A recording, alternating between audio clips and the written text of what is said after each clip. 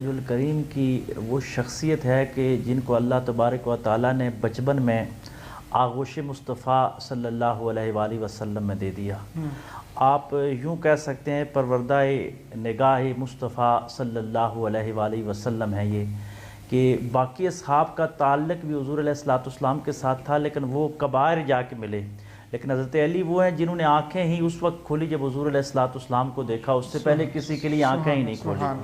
اور پھر فکری طور پر، نظریاتی طور پر انہوں نے وہ کام کیا کہ پہلی دعوت اسلام کی جب حضور علیہ السلام نے وحی آنے کے بعد اپنے قبیلے کو دی، اس میں دعوت کے طور پہ سب کو بلایا، صرف قریش اپنا خاندان جمع تھا، تو بڑے بڑے سرداروں نے بڑے بڑے کمزور الفاظ ادا کیے جو تاریخ میں رقم ہو گئے اور آج تک لعنت ان پہ برس رہی ہے۔ وہاں ایک بچہ کھڑا ہو جاتا ہے جس کی عمر بہت کم ہے، اور وہ کہتا ہے کہ بھائی جان، میں آنکھوں کا شعبے چشم کا مریض رہتا ہوں، میری پنڈلیاں درد کرتی رہتی ہیں کمزوری کی وجہ سے،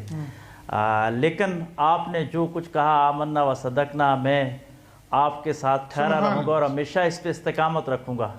بڑے بڑے سرداروں نے مذاق اڑایا کہ ایک طرف ہم سارے ہیں اور یہ بچہ اور یہ بھائی چچا زاد دونوں، ایک دعویٰ کرنے والے اور دوسرے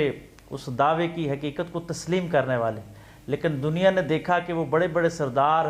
ختم ہو گئے، لیکن وہ بچہ اللہ تبارک و تعالی نے اس کو شیر خدا بنایا۔ اور اسلامی تاریخ کا وہ ایک باب ہیں، جس طرح ہمارے بر صغیر پاک و ہند میں بدر صاحب نے کہا کہ آقا علیہ السلام کی شان کے بعد نظم یا نثر میں جتنی بھی تعریف آپ کی وہ حضرت علی کرم اللہ وجہ الکریم کی شخصیت ہے۔ اور پھر آپ کو جو خاص ایک مقام حاصل تھا وہ آپ کی خلافت راشدہ کے دور میں آ کے نظر آتا ہے، جب آپ نے اقتدار سنبھالا، کہ آپ مشیر بڑے اچھے رہے۔ ایک تو بہادر تھے، سپہ سالار تھے، مجاہد تھے، وہ تو تھے ہی تھے،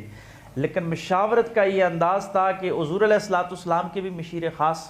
حالانکہ آقا علیہ السلام پہ وحی آتی تھی، لیکن آقا علیہ السلام اللہ کے حکم کے مطابق مشاورت کیا کرتے تھے، اور یہ انبیاء کی سنت ہے کہ اپنے اصحاب سے مشاورت کرنا۔ اور حضرت علی کرم اللہ وجہ الکریم آقا علیہ السلام کے مشروع میں شامل ہوا کرتے تھے۔ اور پھر حضرت ابو بکر صدیق رضی اللہ تعالیٰ کے دور میں بھی مشورہ، اور حضرت عمر رضی اللہ تعالیٰ جیسا انٹلیکچوئل آدمی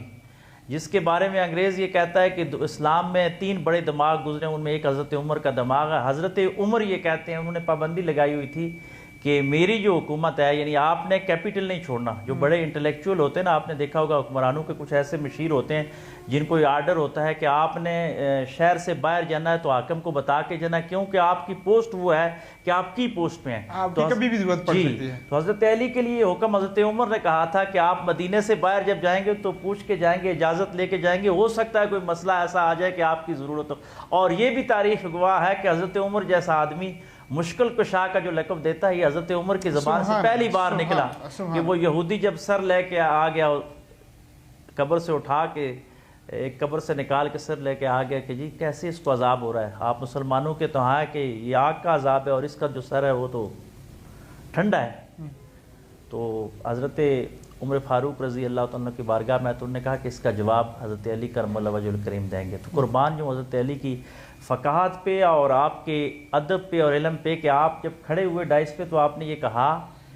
کہ ہمارے امیر المومنین تو یہ جواب دے سکتے ہیں، لیکن ان کی شان شیان نہیں ہے کہ وہ یہ جواب دیں، بلکہ یہودی میں ان کا مشیر ہوں، یہ میرا اعزاز ہے، میں تمہیں جواب دیتا ہوں۔ تو آپ نے پھر 2 پتھر ٹکرائے اور ان میں سے آگ نکلی، تو آپ نے فرمایا کہ ان پتھروں کو چیک کرو، اندر تو آگ ہے لیکن بظاہر یہ ٹھنڈے ہیں، تیرے والد کو عذاب تو ہو رہا ہے۔ اس کو عقل کے مطابق سمجھانا تھا، فلسفہ اب ظاہر ہے یہودی جس طرح وہ مان رہا تھا اس کو دوسرے دلائل تو نہیں، فرمایا اس کو عذاب تو ہو رہا ہے لیکن تجھے نظر نہیں ہے۔ اس وقت حضرت عمر نے تبسم فرمایا اور ان کا برجستہ وہ جملہ ادا ہوا جو آج تک جاری و ساری ہے، فرمایا علی تو ہمارا مشکل کشا ہے، مطلب ہے اس مسئلے کو حل کرنے والا جو بڑا عمیق مسئلہ ہو اس کو حل کرنے والا۔